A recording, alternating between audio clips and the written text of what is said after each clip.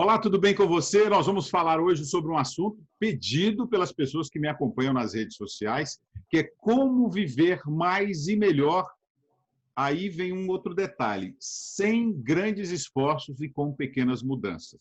Não é fácil falar sobre esse tema. Esse tema foi pedido, solicitado, né, nas minhas mídias sociais. Antes de assistir a nossa entrevista, dê um like no nosso canal, inscreva-se no canal para a gente potencializar esse espaço de reflexão. E para achar alguém, para dar uma entrevista, para falar sobre esse assunto, a pessoa tem que ser um pouco bom astral, né, para viver melhor ou viver mais saudável, mudando só com pequenas mudanças no cotidiano, isso é raro. Então, eu fui encontrar e achei o Dr. Arnaldo Lichtenstein, médico do Hospital das Clínicas, diretor de parte do Hospital das Clínicas, não é isso, Lichtenstein? Boa noite.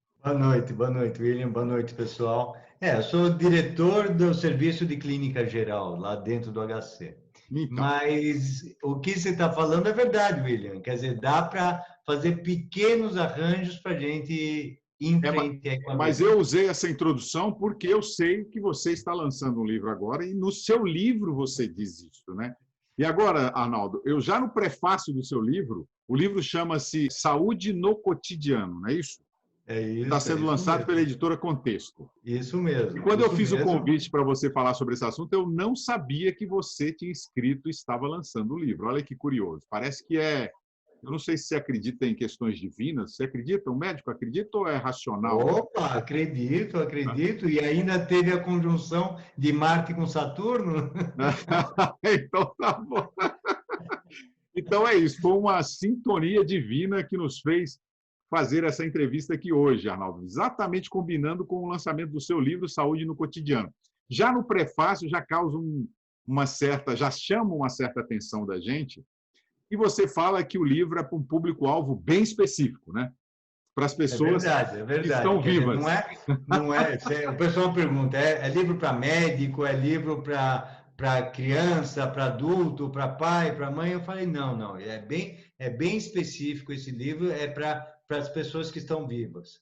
Pois é. E aí já mostra como vai ser o livro, né? Que vai ser um livro de bom humor, não é isso? É isso, porque veja, o bom humor faz parte da saúde, né? Quer dizer, você ter capacidade de rir e de achar graça de si próprio, que é o mais requintado humor, faz parte de viver bem. Quer dizer, a risada, o humor, tem liberação de endorfinas, tem liberação de muitos mediadores químicos do cérebro que impede a depressão, que melhora a imunidade. Então, faz parte, sim. Sorrir é o melhor remédio, tinha essa expressão. É, Não é o melhor, mas é um bom remédio. Arnaldo, Exatamente. você fala uma coisa interessante no livro, que é o seguinte: para que serve tomar banho e escovar os dentes? É muito importante isso. A gente nunca está atento a isso, a essa questão, né? Tomar banho virou rotina, escovar os dentes virou rotina, mas até então não era rotina, né, no É passado. verdade. Quer dizer, apesar da escova de dente ter surgido lá atrás, já tem milênios, com palitos, até com gravetos, muitas vezes feito com pelo de animal, porque isso era muito sujo, quer dizer, sujava mais do que limpava. Uma coisa muito legal, no ano 2003, quer dizer, não é tanto tempo atrás, o MIT, o Instituto de Tecnologia de Massachusetts, uma das mais conceituadas empresas de tecnologia, lançou um concurso, o prêmio da maior invenção do homem. Então, você vai pensar computador, máquina a vapor, automóvel, sabe o que ganhou? A escova de dente. Pois é, eu achei interessante. Provavelmente o júri, naquele dia, tinha tido uma dor de dente e influenciou o resultado. Mas ganhou, cara. Foi por quê? Porque é uma coisa absolutamente simples, sem nenhuma tecnologia grande em termos de precisar um funcionamento com motores ou com grandes energias nucleares, e que resolve o problema muito sério da humanidade.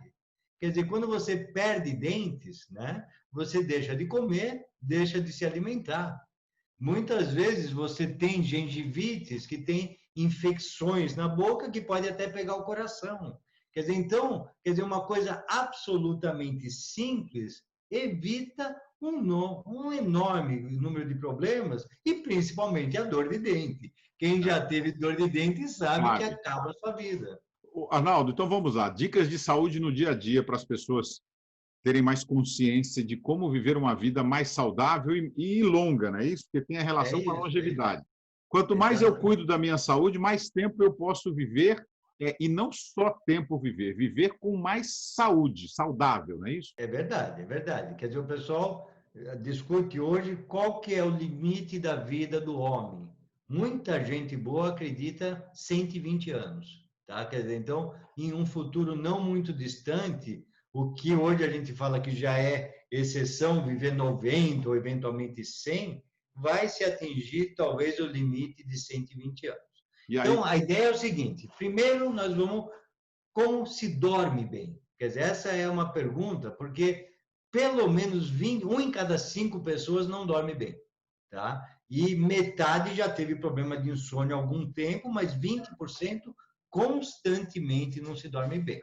Então, o pessoal pergunta, quantas horas eu tenho que dormir? Na verdade, a resposta é simples, é o suficiente. Como o suficiente? Pois é. Como é isso? Tá, então, a regrinha prática, e é isso que a gente tenta dar isso durante o livro. O dia que não toca o despertador, quantas horas você dorme? Ponto. É isso que você precisa. Tá? Então, não tocou o despertador, eu dormi naquele dia 7 horas, acordei sozinho.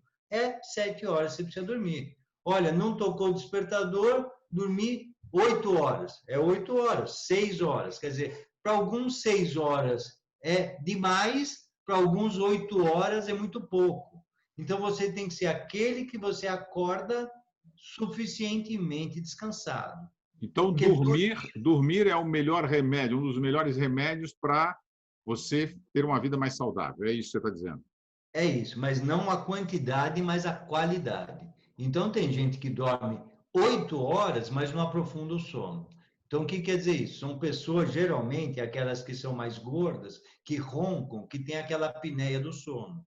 Então, se você não aprofunda o sono e não atinge o sono profundo, onde tem, por exemplo, sonhos, você não consegue ter a finalidade do que é dormir. Tá, e essa é outra pergunta. E como que eu faço? Serve? Não, e como que eu faço para ter um sono mais tranquilo? Ou para conseguir dormir as horas necessárias que o meu organismo demanda de mim? Então, primeiro, o que a gente chama de higiene do sono. Então, quando você for para a cama, é para ir para dormir, não é para ficar com o computador, não é para ficar com o celular. Porque a luz do celular, ela inibe o hormônio melatonina e faz com que a pessoa não relaxe. Então, ficar com uma luz acesa com o celular na cama já impede seu sono, independente de você estar concentrado nele ou não. Então, essa é uma coisa. Então, o ambiente de dormir tem que ser silencioso, arejado e quieto. Isso é a condição inicial. E você não pode atrapalhar você mesmo. Quer dizer, nada de tomar cafeína à noite, por exemplo, café, chocolate, refrigerante. Coca-Cola. Então, Coca-Cola, tem que algumas horas antes, até à tarde, tomar. E isso sossegando o facho, como dizia a vovó. Quer dizer, meia hora antes de ir para a cama, já começa a desligar, já começa a relaxar, e aí você vai para a cama e tem que ter tempo de dormir, que é a coisa que a gente não tem mais. Está indo dormir cada vez mais tarde e acordando cada vez mais cedo. Liechtenstein, a televisão traz um problema para quem atrapalha o sono, assistir televisão antes de dormir? Você sabe por que eu estou falando assim, né? Sim, alguém ao lado está ouvindo. É para ver se a minha mulher escuta. Eu não sei se é o filho ou a esposa. Mas é um problema também, né? Isso aí. Faz mal. Faz mal. Porque, se você está vendo um filme, uma coisa com muita adrenalina, até você sossegar o facho, perdeu algumas horas. E a própria luminosidade é ruim para isso. Quanto que se pode viver viver mais, né? Mais e saudável fazendo exercício físico? E que tipo de exercício físico? Qual a quantidade? Isso. Então, a primeira coisa, ninguém fala assim, quando você fala exercício físico, as pessoas falam, eu não tenho tempo de ir na academia. Exercício físico não é sinônimo de academia. Então, quer dizer, exercício físico significa assim, uma continha simples. 50 minutos 3 vezes por semana ou 25 minutos 5 dias por semana. Quer dizer, 150 minutos por semana. Do quê? Do que você gostar. Ou do que não for horrível para você. Eu não vou andar de skate, eu não vou fazer kitesurf, mas eu vou caminhar, por exemplo, ou vou correr. Então, quanto que eu tenho, por exemplo, que correr ou caminhar? Uma intensidade moderada. Poxa, mas o que é intensidade moderada? Eu não tenho relógio para marcar a pulsação. Coisa simples. Se você está caminhando, é a velocidade suficiente para não conseguir conversar com o cara do lado. Ou seja, você está tão ofegante que você não consegue falar. Independente da velocidade, independente da sua pulsação. Quer dizer, você vai se exercitar nessa intensidade 50 minutos, 3 vezes por semana. Isso é o ideal, é o suficiente. Não é nada de ficar workout, né? Ficar louco lá dentro da academia, malhando até estafar. Porque aí acaba ficando estressado, né? Lichtenstein, outra questão é sobre a barriga. A gente come muito e como é que a gente sabe medir a barriga de acordo com a nossa idade, que nossa barriga não está em excesso? Até alguns anos atrás, o que o pessoal falava era o índice de massa corporal, quer dizer, peso dividido por altura ao quadrado. Isso é menos importante do que me pegar uma fita métrica e colocar mais ou menos, quer dizer, tem uma técnica, mas na altura do umbigo, da pessoa nem murchando, nem estufando, e ver quantos centímetros. Tem que ser abaixo de 100 centímetros, quer dizer, 1 metro para o homem, de preferência 95, e menos de 90 centímetros para a mulher. Veja, a coisa é simples. O homem que tem 110 centímetros, ele tem 50% de chance a mais de morrer do que um cara que tem 90 centímetros. Quer dizer, 20 centímetros de barriga faz ele 50% maior a chance de morrer. Por quê? Porque a gordura da barriga, nessa altura que você está medindo, é a mesma que entope coronária, é a mesma que entope a artéria do cérebro, ou seja, faz ele morrer de infarto e derrame. Então, essa é a coisa simples. A barriga é um grande prognóstico da sua vida. Ó, a gente e não fala adianta muito... fazer lipo também. Não adianta fazer lipo. Só tirar não é por aí. A pessoa vai falar, eu estou com barriga, eu vou fazer lipo, aí eu já fiquei dentro. Vou viver mais, né? Vou viver Provavelmente mais, o seu cirurgião vai viver mais, né? Exatamente. O dinheiro que você vai gastar. Vamos lá. Automedicação. Muita gente gosta de se automedicar e muita gente gosta de medicamento, né? De tomar remédio o tempo inteiro. Isso é um problema ou não é bem assim? Automedicação tem automedicação e automedicação. O que quer dizer isso? O cara está com uma dor de cabeça, que ele sempre teve. E aí, para isso, ele sempre tomou a sua dipirona. E a dor de cabeça está lá de novo porque ele não dormiu, porque ele tomou um pouco de vinho a mais no Réveillon, e sempre que ele faz isso, eu tenho a mesma dor de cabeça. Eu vou tomar o remédio que eu estou acostumado a tomar. O que existe são sinais de alarme para saber que aquela dor de cabeça que ele está tendo agora, ou aquela dor nas costas que ele está tendo agora, é diferente ou é perigosa. Então, tem algumas dicas, né? Quer dizer, aí a gente até discute um pouco no livro, mas a ideia é sempre conversar com o seu médico para saber quando que a minha dor de cabeça vou te procurar ou vou procurar uma ajuda médica. Porque o serviço de saúde de lugar nenhum do mundo vai ser capaz de atender toda a pessoa com dor de cabeça. Então, para as coisas que já se sabe e já está orientada, é até saudável que ela se medique com os mesmos remédios já acordados antes com o médico. Então, não é ruim a automedicação por definição. O que é ruim é antibiótico, isso sem dúvida nenhuma. O que é ruim é conselho do amigo, entre aspas, olha, eu também tenho pressão alta, eu tomei esse remédio. Quer dizer, esse tipo de coisa não. Mas analgésico não necessariamente é ruim. Tá. E todo remédio faz mal. E às vezes, quando você não consegue dormir, você falou da importância do sono aí, é importante também você procurar um médico ou até ir atrás de um medicamento natural, né? Ou não é nem medicamento natural, né? Substâncias naturais que possibilitam você dormir com mais facilidade, não é isso? Por exemplo, quando você não está dormindo, Chá de é, camomila. você tem algumas coisas que podem estar acontecendo. Por exemplo, uma ansiedade, tem diferentes jeitos de medir você não dormir. A pessoa pode não dormir porque pode não pegar no sono, ou a pessoa pode não dormir porque ela acorda muitas vezes à noite. Quando ela não consegue pegar no sono, é uma questão de ansiedade, é a tensão, ela fica remoendo problemas. Quando ela acorda à noite e não consegue mais dormir, pode ser um problema por trás disso. Pode ser uma depressão que está começando. Pode ser, por exemplo, outros problemas de saúde. Ou seja, mesmo o jeito de não estar conseguindo dormir pode indicar uma doença por trás disso. Normalmente, quando você não consegue pegar no sono porque está remoendo, é que a gente recorre a essas estratégias. Nos Estados Unidos, por exemplo, a melatonina se vende como suplemento e nem como remédio, né? Tem, muitas vezes se usa truque de remédios que dão sono, mas não são calmantes. Então, tem muitas estratégias, mas o melhor de todos é não usar remédio.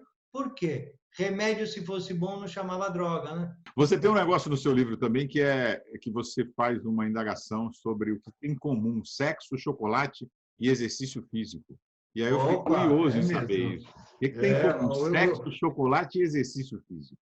sempre que tem a palavra sexo atrai, né? Provavelmente o pessoal vai Eu acho começar que a vai ser a ler por esse chamada. capítulo. Vai ser a Vai ser a chamada. chamada da nossa Olha. gravação aqui. Vai ser o que tem em comum sexo, chocolate e exercício físico. Os três liberam serotonina. Serotonina é o hormônio que, por exemplo, o antidepressivo faz subir, né? Muitos antidepressivos têm isso. Ou seja, é o calmante, é o relaxante, é o estimulante do corpo. Ou seja, não vou falar que dá na mesa você fazer qualquer um dos três, que há preferências individuais.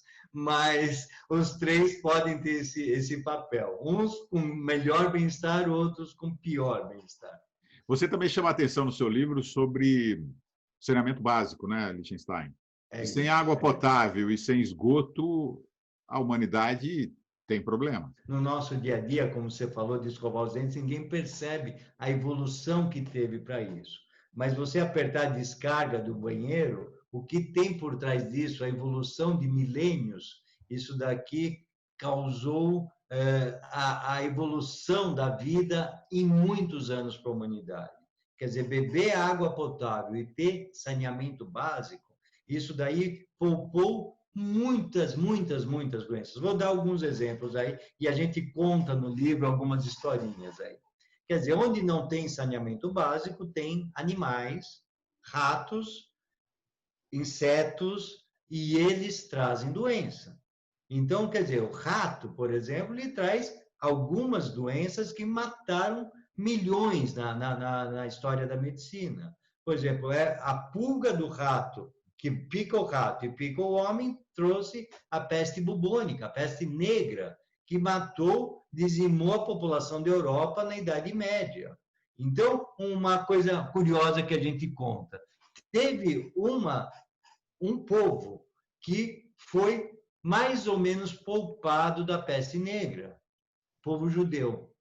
E por causa disso se falava, tem pacto com o demônio, vamos matar, perseguir os judeus porque são demoníacos. E muitos judeus morreram na Idade Média, morreram porque sobreviveram à peste bubônica. Aí quando a gente vai atrás, o que tinha?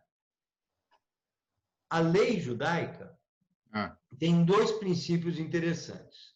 No Shabat, no sábado à noite, as pessoas tomavam banho, trocavam de roupa. Simplesmente isso já faziam a limpeza do corpo. Outra coisa, antes de comer, ninguém falava para se lavar a mão. Ninguém lavava a mão. Mas na religião judaica, as pessoas rezavam antes de comer. E para rezar, precisavam lavar a mão. Olha Então, que interessante. então, o que acontecia? As pessoas lavavam a mão para rezar e aí comiam, lavavam a mão para comer.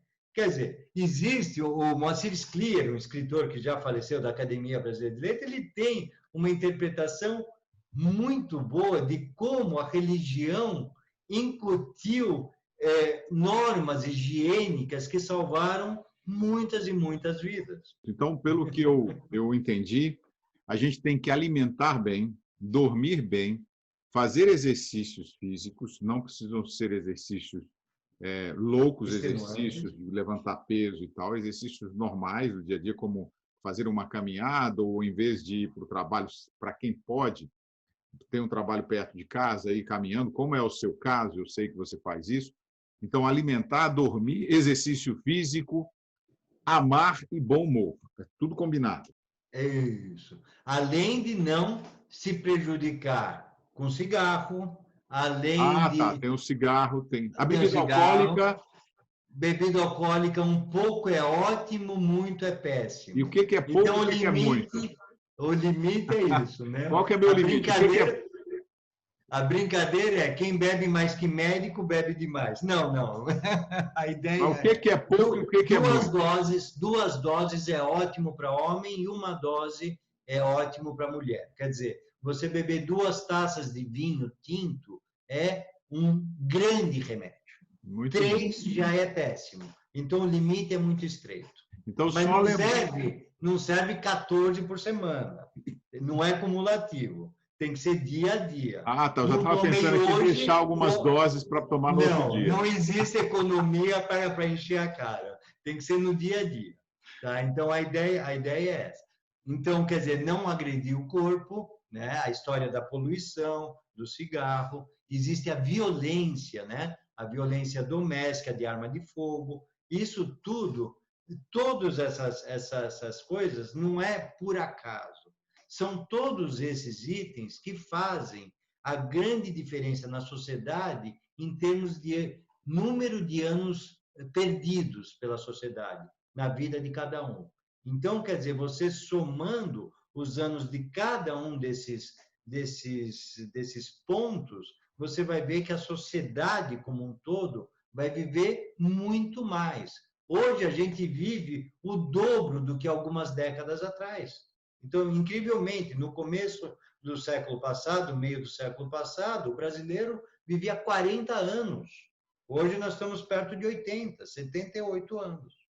Então, por causa de coisas como essa, demos um salto. Vacinação, que hoje está muito na moda, não para a Covid, mas para as doenças infantis, deram um salto tremendo em diminuição da mortalidade. Muito bem. Então, você está lançando um livro chamado Saúde no Cotidiano, pela editora Contexto, que conta todas essas histórias e mais outras, né, relacionadas à nossa vida do cotidiano. O que a gente pode fazer com poucas mudanças, a gente pode ter uma vida mais saudável e viver mais tempo, mas não precisar ficar velho e ficar só no hospital, né? Porque muita gente fala assim, não quero envelhecer porque eu não vou sair do hospital. Não, mas se você tomar algumas medidas agora, né, já começar, hoje, a sua vida será um pouco melhor, não é isso? Mais saudável. E começar hoje, independente da sua idade.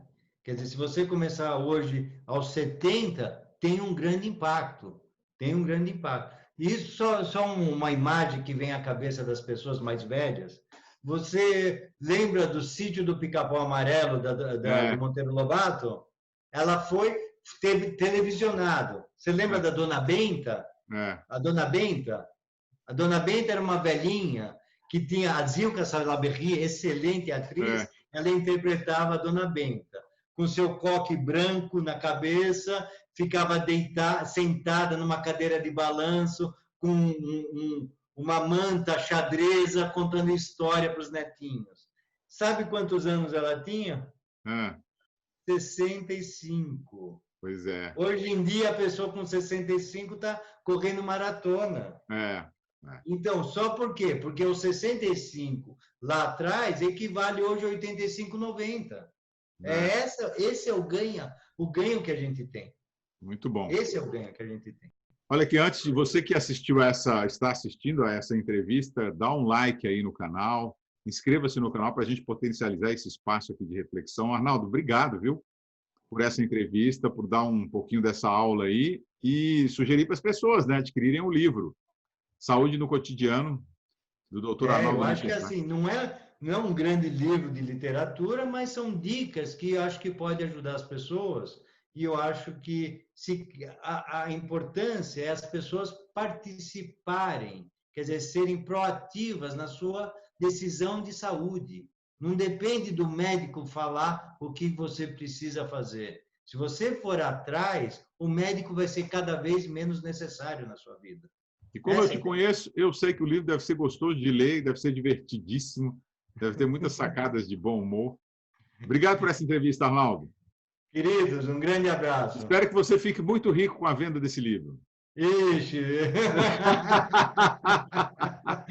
menos. O autor ganha 7% e para vender livro para ficar rico. E esse não é o objetivo do Dr. Arnaldo Lichtenstein. Nem um pouco. Esse homem quer salvar a humanidade. Obrigado, Arnaldo. Obrigado.